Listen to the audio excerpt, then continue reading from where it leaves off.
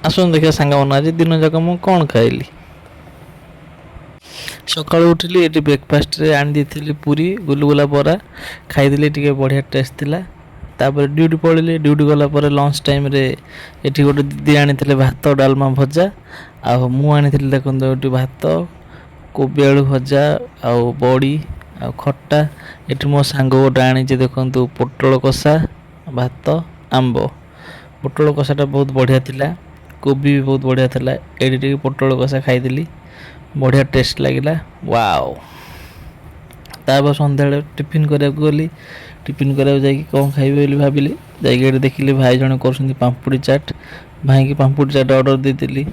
ଭାଇଙ୍କର ଏଠି ବହୁତ କଷ୍ଟମର ଥିଲେ ତ ଲାଇନରେ ଠିଆ ହେବାକୁ ପଡ଼ିଲା। କିଛି ସମୟ ଠିଆ ହେଲା ପରେ ଭାଇ ମୋତେ ମୋ ପାମ୍ପୁଡ଼ି ଚାଟ୍ ମୋତେ ଦେଇଦେଲେ।